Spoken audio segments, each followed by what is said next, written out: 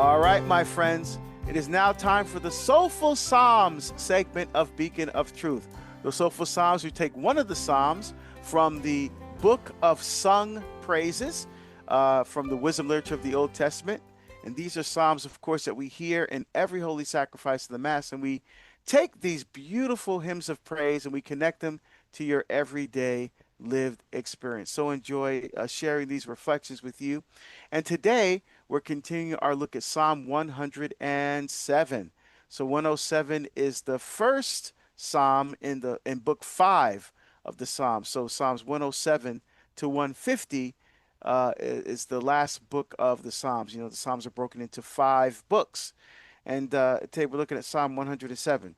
So Psalm 107 is a very long psalm, and it's 43 verses long. There's no prescript or superscript to this psalm, but it starts off, "Oh, give thanks to the Lord, for he is good, for his mercy endures forever." I love that. The mercy of the Lord endures forever. Um, and that's something that we should never forget. And that's also a reminder of Psalm 136. You know, that's the one with the repeating lines. For his mercy endures forever. That's a Kai Leo Lam Hash. Yeah. Ke Leo Lam Hashdo. Yeah. So for his mercy endures forever, over and over again. Beautiful reminder. Um, so that's how this psalm started off. Let the redeemed of the Lord say this. Let those he redeemed from the hand of the foe, he gathered from far lands, from east and west and north and south. And it kind of this walks through a little bit of the historical narrative of the people of Israel being saved by the Lord. You know, as a number of these psalms do. You know why? Because the psalms share about a lot of these historical psalms share about how God has come to save His people. You know, and obviously here in the Old Testament, it's through the major event of salvation, which is the Exodus, right? And that relationship with God during that Exodus kind of frames the relationship between Israel and the Lord. And so there's a number of these psalms that recount the journey of the Israelite people with God.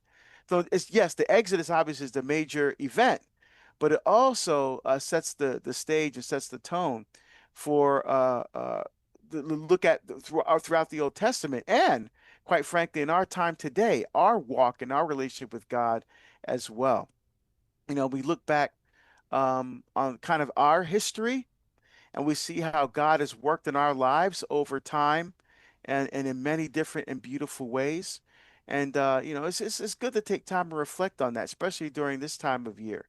You know, we're looking at the coming of Christ. We're looking at coming of Christ into our lives in a special way.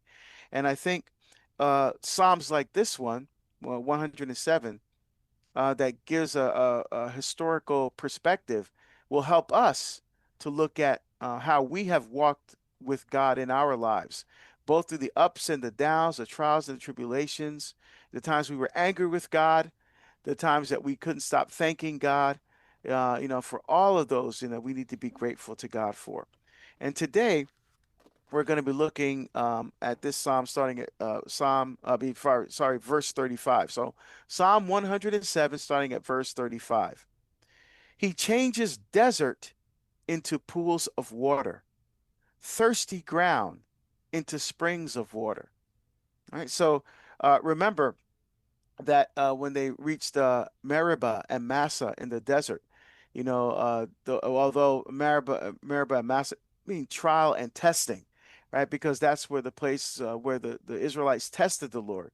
Where the first incident was after the Red Sea, crossing the Red Sea. They take a few steps into the desert, and all of a sudden they're complaining because there's no water. And after the incredible miracle that they witnessed, how God, brought them through the Red Sea. The sea was parted on both sides. They came through. The Egyptian army followed them in. They got stuck in the mud. Then the water came cascading and crushed all their enemies with no survivors. I mean, they saw that. They saw God's power to save them. And then like a few minutes, it seems like a few minutes later, they're complaining because they have no water. Oh, we wish we were slaves again. At least we had stuff to eat and drink back then. It's like, what? Are you insane? Yeah, did you just see what God did? But again, that's the story of our life as well. But this part of the psalm is a beautiful reminder. He changes desert into pools of water. So those dry, dark places in our lives, that we experience, that aridness, you know, um, those sore spots in our face, that God is the oasis. He's the one that brings relief in that desert.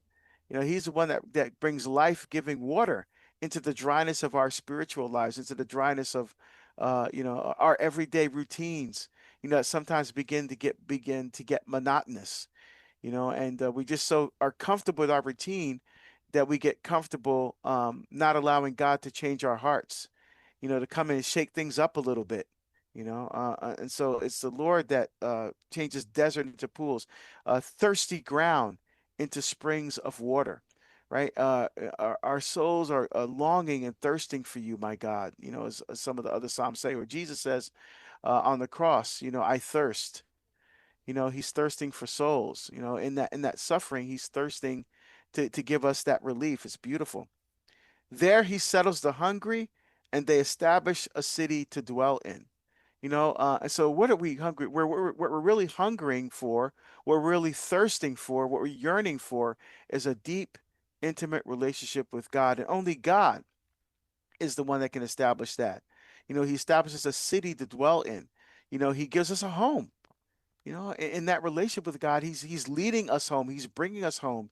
He's bringing us to a place that nothing or no one on this earth can bring us to. That place of joy, that place of peace, that place of just resting in the Lord. Yeah, and I think Advent's a great reminder of as we prepare for Christ's coming, we have to be reminded, or we need to remind ourselves of what God does to prepare for us, right?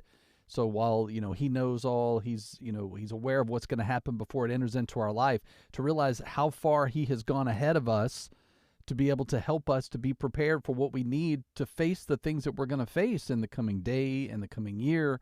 And so, yes, let's celebrate and prepare our hearts for the coming of Jesus, but also celebrate what God is preparing for us so that we don't have to worry, that we can be in a peaceful place.